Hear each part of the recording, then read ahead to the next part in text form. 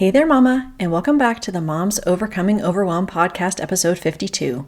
I'm Emily McDermott, and I am here beside you on this journey as we work together to declutter your home, head, and heart.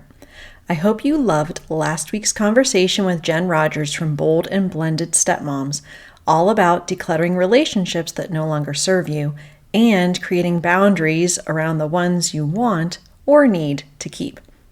The question she asked that continues to stick with me is, what do I want to say about myself after I have this interaction? I have been thinking about this a lot, especially with how I interact with my husband and my kids. My boys just started school, and the days have been kind of long for them, and while they hold it together really well at school, they feel safe at home, and that's usually when those big emotions come out. Maybe you're going through that right now too. The hours between 4 and 7 p.m. are the hardest in my house. But if you're also feeling overwhelmed, burnt out, scatterbrained, and frazzled, that combination can cause your home to feel chaotic and stressful. That's what we're going to tackle today, because it may be that because you're believing these 5 misconceptions about decluttering, you're staying stuck in overwhelm, and that is spilling out to how you are treating your spouse or your kids. And my goal with today's episode is to open your eyes to how things could be different, so you can recognize where you might be stuck and move past these misconceptions with confidence. And as always, I'm cheering you on every step of the way. So what do you say? Grab that notebook and pen, and let's dive into today's episode. Hey there, Mama. Are you tired of all the stuff crowding your home, calendar, and mind? Do you wish you could say goodbye to the endless to-do list running around in your head? Want to declutter but don't know where to start? You're in the right place. Welcome to Moms Overcoming Overwhelm, where you will find proven and practical solutions to declutter your home, head, and heart. Hi, I'm Emily, a wife, boy mom, and simplicity seeker.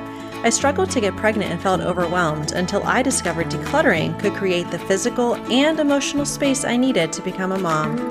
Now, 2 kids later, I've transformed my life and motherhood by developing simple systems around decluttering, capsule wardrobes, kid stuff, cleaning and tidying, meal planning, time management, and more, and I can't wait to share them with you.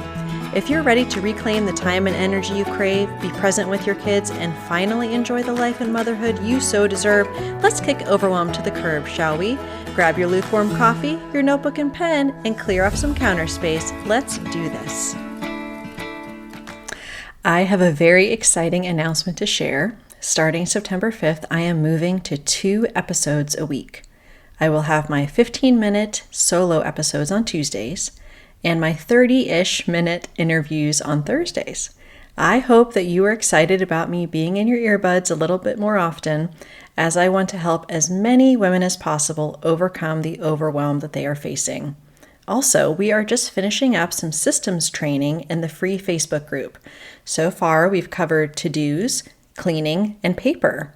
So if you want to join in the fun and learn the exact systems I use in my home, just go to tinyurl.com/moms overcoming overwhelm. Okay, Mama, I'm coming in hot with these 5 misconceptions. We are going to start with the number 1 thing that you are all struggling with, or at least from what I hear in the Facebook group of almost 200 mamas just like you. I don't have the time to declutter. I don't have the time. If my husband and kids could just leave me alone for like 2, maybe 3 days, I could just knock everything out. But that's never going to happen in this season of life, and since I don't have an entire weekend to devote to this, I'm just not going to start. Does that sound familiar to you? Well, I am happy to poke holes in this misconception big time, because in my free group and even in my coaching, I remind you that every little bit helps. Everything you throw away, donate, put back into its home, it is lightening your emotional and mental load. It is positively impacting your health. Make sure you listen to episode 8 for all the science behind clutter. It is also changing generational patterns for your kids because they will be seeing a healthier relationship with stuff. It all matters, every single minute, every single thing. The all or nothing approach with decluttering or anything else in life is really dangerous because it prevents us from taking small steps towards our goal. I read this book called Tiny Habits by BJ Fogg, and he wrote about wanting to start a habit of flossing his teeth. So he started with one tooth. Yep, one tooth. Most people would say, that's ridiculous. What's the point? But taking the smallest possible action helps you realize that you can do that small thing. You gain confidence and can move on to the next thing. So yes, if you have 5 minutes, 10 minutes, 15 minutes, an hour, you have the time to declutter.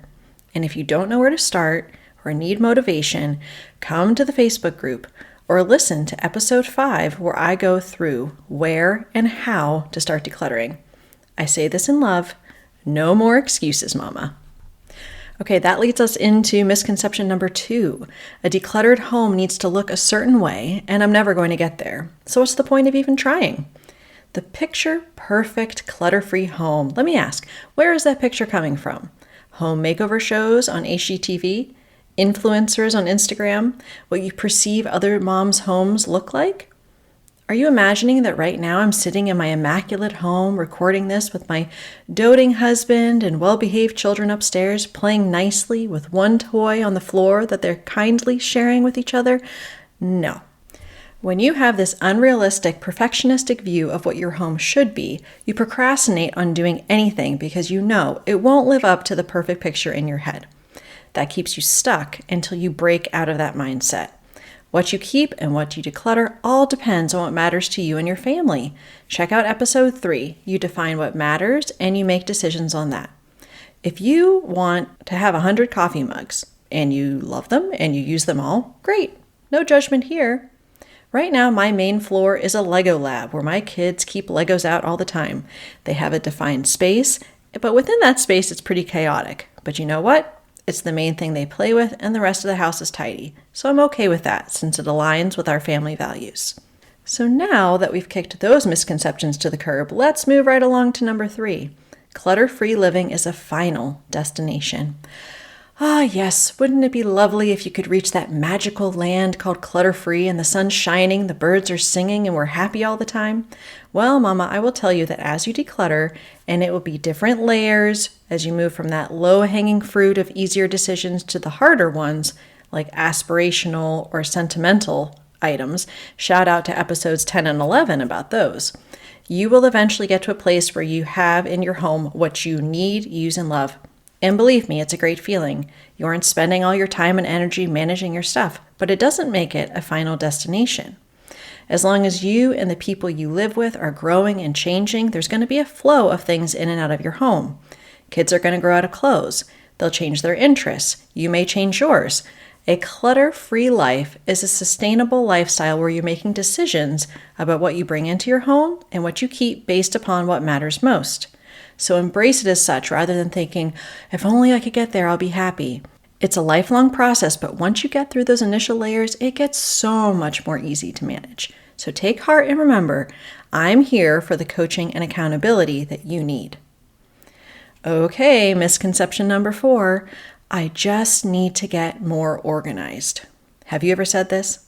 I just have to get more bins. Oh, look, Costco's having a sale on bins. That's the answer to all my problems. No, my dear friend, it is not. I want you to think about your fridge for a moment. You open it up, and there's the milk you bought yesterday. Great, that's supposed to be there. But then you have the questionable leftovers, expired mayonnaise, moldy strawberries, and the slimy spinach. You said you were going to be making salads and green smoothies every day. You just never did. If you have an organized first attitude, you're just going to move things around in your fridge. And let's put like with like. So let's put the produce, like the moldy strawberries, with the slimy spinach. Maybe I just need a condiment basket in here to organize things. But what about the moldy, gross stuff in your fridge? Shouldn't you take that out first? Of course. But when it comes to our non-perishable stuff, we think that organizing first is what we need to do. Meanwhile, that clutter is impacting our health. Literally the mold that is making us sick. And it's still there. So remember, you don't need more bins, you need less stuff. Is your mind blown right now? I'm thinking of that mind blown emoji. Do you feel like that? Well, take heart because I have one more misconception to blow through and then we're going to talk about what to do next. Misconception number 5 is that you need to ask yourself if something sparks joy when you're deciding whether to keep it. Now, Marie Kondo seems like an extremely sweet woman and mama. She's a cultural icon, especially in the minimalism and organization space. And back in January 2023, when it was revealed that she was, quote, giving up on keeping things tidy, perhaps she seemed a little bit more relatable. By the way, episode 22 is all about what she actually gave up on, so check that out when you get the chance. So here's the deal. Because of Marie Kondo's influence, moms have this misconception that they have to pick everything up that they own, hold it in their hands, and ask themselves if it sparks joy. And who has time for that when you have little people demanding your attention and you have a million other things to do? I just imagine myself going into my closet and taking out a shirt. Meanwhile, my kids are yelling, "Mommy, Mommy, what are you doing, Mommy? What's going on, Mommy? What are you doing?" And in return, I yell, "Be quiet! I'm figuring out whether this sparks joy." That doesn't seem very joyful, does it? There are plenty of other questions that can help you get to the root of whether it makes sense to keep something or let it go. And in episode 24, I go through 4 very kind of unorthodox questions that can really help you make decluttering decisions more effectively. Also, I have a freebie I'm going to share in the show notes, in addition to all of these episodes I'm mentioning today, which is called 50 Questions Minimalists Ask. It's my most popular freebie. I have questions to ask yourself as you declutter, before you buy something, and much more. So check it out. So to recap, misconceptions about decluttering are keeping you stuck in overwhelm, and I want more for you. I want you to experience the freedom that comes from letting go of what doesn't serve you and living a full, clutter-free life. So let's start by kicking these misconceptions to the curb along with our clutter, okay? Let's review quickly. Misconception number 1, I don't have the time to declutter. Number 2, a decluttered home has to look this way, and I'm never going to get there. Number 3, clutter-free living is a final destination. Number 4, I just need to get more organized. And number 5, I need to ask myself, does it spark joy in order to declutter the right way? Now that you're realizing the truth about your stuff and what you need to declutter, I have a request. Do yourself a favor and join our Facebook group at tinyurl.com/moms overcoming overwhelm. And if you need additional support with one of these misconceptions you just can't shake, let's get on a free 10-minute clarity call. We can tackle your biggest mindset block, and if you want, in the future, we can work one-on-one, either virtually or in person, to do decluttering coaching. I hope this episode blessed you. If so, please share it with a friend who would benefit from these tips. Remember, next week we're starting 2 episodes a week. Yay! I'll see you on Tuesday, where we'll be talking about developing sustainable cleaning systems that work for you in this season of motherhood. Bye for now. If you like today's podcast, here's what you can do. Just take 30 seconds to leave me a review. I know you're a busy mama. You're overwhelmed, in fact, but 30 seconds of your day makes such an impact. I'll be blessed by your words. They'll definitely make my day. And who knows, you might be entered for this month's giveaway. In Apple Podcasts, scroll down to write a review. Thanks so much for your time. I'm so grateful for you.